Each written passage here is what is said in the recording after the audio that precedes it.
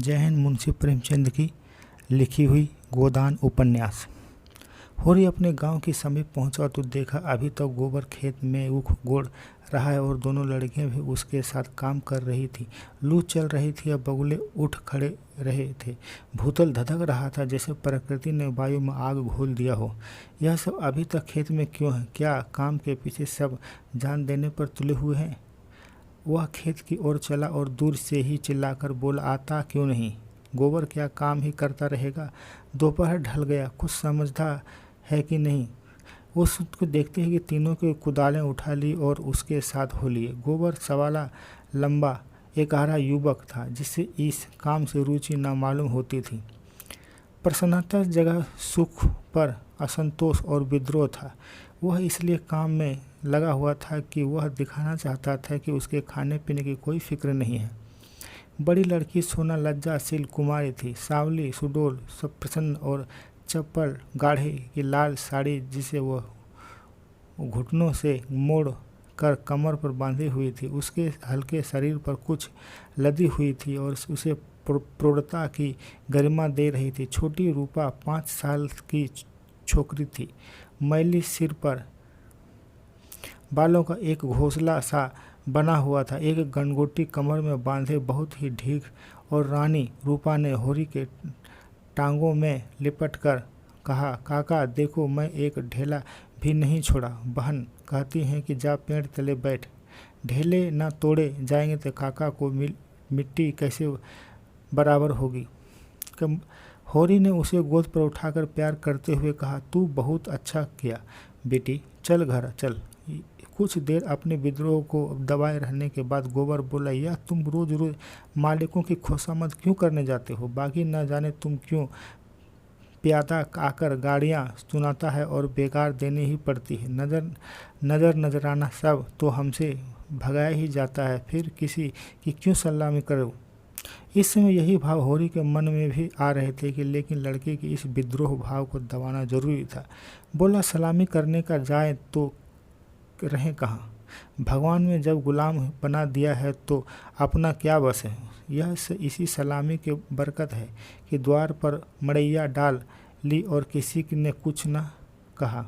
घूरे ने द्वार पर खूंटा गाड़ा था जिसे पर कारिंदों ने 2 रुपए डांट ले लिए थे। तलैया की कितनी मिट्टी हमने खोदी, कारिंदा कि कुछ नहीं कहा। दूसरा खूंटे में नज़र देनी पड़ी। अपने मतलब के लिए सलामी करने जाता हूँ, पाँव में सनीचर नहीं है और ना ही सलामी करने का कोई बड़ा सुख मिलता है। घंटों खड़े रहो तब जाके मालिक को खबर होती है कि कभी बाहर निकलते हैं, कभी कहते हैं कि फुर्सत नहीं है। गोबर में कटाक्ष किया, बड़े आदमियों की हाँ में हाँ मिलाने में कुछ न कुछ तो आनंद तो मिलता ही होगा। नहीं लोग मेमोरी के लिए क्यों खड़े हो? जब सिर पर पड़ेगा तब मालूम होगा कि बेटा अभी तो चाहे कह ले। पहले मैं भी यही सब बातें सोचा करता था, पर अभी मालूम हुआ कि हमारी गर्दन दूसरों के पैरों के नीचे दबी हुई है। अकड़ पर निवाह नहीं हो सकता है। पिता का अपना प्रोक्त उतार कर गोबर को खुद शांत हो गया और चुपचाप लगने लगा। सोना ने देखा रूपा बाप की गोद में चढ़ी बैठी है और तो ईर्ष्या हुई। उसे डांट कर बोली, आप गोद से उतरकर पाँव क्यों नहीं चलती? क्या पाँव टूट गए थे? रूपा ने बाप की गर्दन पे हाथ डालकर ढिठाई से कहा, ना उतरेंगे, जाओ। काका बहुन हमको रोज चिढ़ाती है कि तुम रूपा है और मैं सोना, मेरा नाम कुछ और रख दो। होरी ने सोना को बनावटी रोज से देखकर कहा, तो इसे क्यों चिढ़ाती है सोनिया? सोना को तो दिखने में को है, निवाह तो रूपा से ही होता है। रूपा हो तो रूपाए कहाँ से बने बता? सोना अपने पक्ष की समर्थन किया। सोना ने हो मोहन कैसे बने? नथुनिया कहाँ से आए? कंठा कैसे बने? गोबर भी इस विनोदमय विवाद में शरीक हो गया और रूपा से बोला, तू कहाँ दे सोना तो सूखी पत्ती की तरह पीला है। रूपा को उजला होता है जैसे सूरज।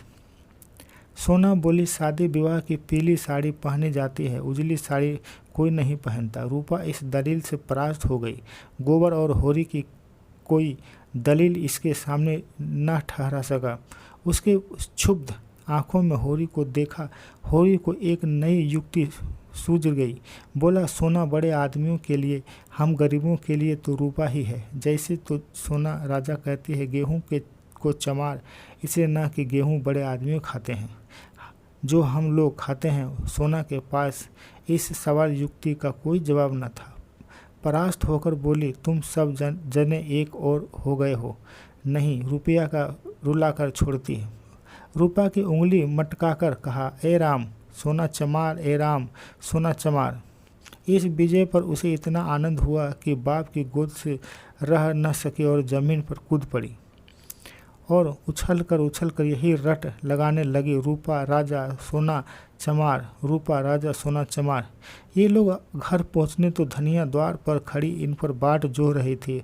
रुष्ट होकर बोली, आज इतनी देर क्यों की गोबर? काम के पीछे कोई प्राण छोड़ने ही देता है क्या?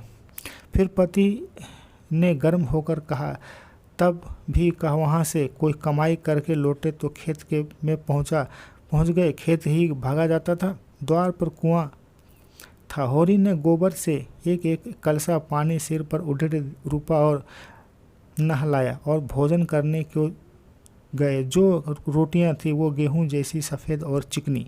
अरहर की दाल थी जिसमें कच्चे आम पड़े हुए थे। रूपा बाप की थाली में खाने बैठी। सोना ने इस ईर्ष्या से भरी आंखों में देखा, मानो कह रही थी कि वाह रे दुलार। धनिया ने पूछा, मालिक से क्या बातचीत हुई? होरी ने लौटकर पानी चढ़ाते हुए कहा, यही तहसीलदार वसूल की बात की थी और काम। हम लोग समझते हैं कि बड़े आदमी बहुत सुखी होंगे, लेकिन गोबर ने व्यंग किया, तो फिर अपना इलाका हमें क्यों नहीं दे देते? हम अपने खेत बैल और हल दुकान सब उन्हें देकर करेंगे। बदला गया। यह सब धूर्तता है। नीरी मोटरमरी जिसे दुख होता है वह दरवाजे मोटरों और नहीं रखता, मामलों में नहीं रहता, हवला पूरी नहीं खाता और ना नाच रंग के लिप्त रहता। मज़े से रोज़ का सुख भोग रहे हैं उस पर जाता। खेती छोड़ दे तो और क्या करें? क्या नौकरी कहीं मिलती नहीं, फिर मरजाद भी हो पालना ही पड़ता है। खेती में जो मरजाद है वह नौकरी में तो नहीं, इसलिए वह जमींदारों का हाल में भी समझ लो। उनकी हजान को भी तो सैकड़ों लोग लगे हुए हैं। हाकिमों की रसद पहुंचाओ, उनकी सलामी करो, मामलों से खुद करो और तारीख मालगुजारी ना चुका दे तो हमलावर हो जाए, कुड़की ना आ जाए तो हमें तो कोई हलावत नहीं जाता। जो 2-4 गाड़ियाँ हुड़कियाँ ही तो मिलाकर रह जाती है। गोबर ने प्रतिवाद किया, और यह सब कहने की बातें हैं। हम लोग दाने दाने के लिए मोहताज हैं और देर पर साबित कपड़े नहीं हैं। छोटी का पसीना एड़ी तक आता है और सब जब भी गुजर नहीं होता। उन्हें क्या मज़े से गद्दी मसनद लगाई है बैठे हैं। सैकड़ों नौकर चाकर हैं, हजारों आदमियों की हुकूमत है। रुपए ना जमा हो तो पर सुख तो सभी तरह का भोगते हैं। धन पर लेकर आदमी के क्या करता है? तुम्हारी समझ में हम वह सब बराबर हैं। भगवान ने तो सबको बराबर ही बनाया है। यह सब मन को समझाने की बातें हैं। भगवान सबको बराबर बनाते हैं। यहाँ जिनके साथ में लाठी है वही गरीबों को कुचल कर बड़ा आदमी बन जाती है। यह तुम्हारा भरम है। मालिक आज भी 4 घंटे रोज़ भगवान का भजन करते हैं, तो हम भी देखें। हमें कोई दोनों जून खाने का दे दे तो हम 8 पहर भगवान का जाप करते रहेंगे। एक दिन खेत में उख गोड़ना पड़े तो सारी भक्ति भूल जाए। होरी ने हार कर कहा, अब तुम्हारे मुंह कौन लगे भाई? तुम तो भगवान की लीला में भी टांग अड़ाते हो। तीसरा पहर गोबर कुदाल लेकर चला तो होरी ने कहा, जरा ठहर जाओ बेटा, हम भी चलते हैं। तब तक थोड़ा सा भूसा निकाल कर रख दो। मैंने भोला को देखे कहा, बेचारा आजकल बहुत तंग है। गोबर ने अवज्ञा भरी आंखों से देखकर कहा, हमारे पास बेचने को भूसा बेचता नहीं हूँ भाई, ये ही दे देता हूँ। वह संकट में है, उसकी मदद तो करनी ही पड़ेगी। हमें तो उन्होंने कभी एक गाय नहीं दे दी, ये तो रहा था, पर हमने नहीं ली थी। धनिया मटक कर बोली, गाय नहीं वो दे रहा था, उन्हें गाय देना दे देगा। आंखों में अंजाम लगाने के लिए कभी चिल्लू भर दूध को भेजा नहीं। गाय देना होरी के कसम खाई, नहीं जवानी कसम। अपनी पछाई गाय से छपाई गाय से दे रहे थे। हाथ तंग है, भूसा चार नहीं रख सकते, अब एक गाय बेचकर भूसा लेना पड़ चाहते हैं। मैंने सोचा संकट के पड़े में आदमी की गाय क्या लूँगा, थोड़ा सा भूसा ही दे देता हूँ, कुछ रुपए हाथ आ जाएंगे तो गाय ले लूँगा, थोड़ा थोड़ा करके चुका दूँगा। 80 रुपए की है। मगर ऐसा नहीं कि आदमी देख रहे कि गोबर ने आंकड़े हाथों में लिया। तुम्हारा यही धर्मापरण तो तुम्हारी दुर्गत कर रहा है। साफ साफ तो बात है कि 80 रुपए की गाय है, हमने 20 रुपए का भूसा ले लेंगे और गाय हमें दे देगा। 60 रुपये रह जाएंगे, वह हम धीरे धीरे दे देंगे। होरी रहस्यमय ढंग से मुस्कुराया। मैंने ऐसी चाल सोची कि गाय सेंध में हाथ में आ जाए। कहीं भोला, कहीं सगाई, कहीं ठीक करनी है तो बस 2-4 मन भूसा तो खाली अपना रंग जमाने में देता हूँ। गोबर ने तिरस्कार किया। और तो तुम अब सब की सगाई ठीक करके फिरोगे? धनिया ने तीखी आंखों से देखा। अब यही एक उद्यम तो रह गया है, नहीं देना है हमें भूसा किसी को। यहाँ भोली भाली किसी का कर्ज नहीं खाया है। होरी ने अपनी सफाई दी। मगर मेरे जीवन जतन में किसी का घर ना बसे तो इसमें कौन सी बुराई है। गोबर ने चिलम उठाई और आग लेने चला गया। उसे यह झमेला बिल्कुल नहीं भाता था। धनिया ने सिर पर हिलाकर कहा, जो उनका घर बसाएगा वह 80 रुपये की गाय लेकर चुप न होगा, एक ऐसी थैली गिनवाएगा।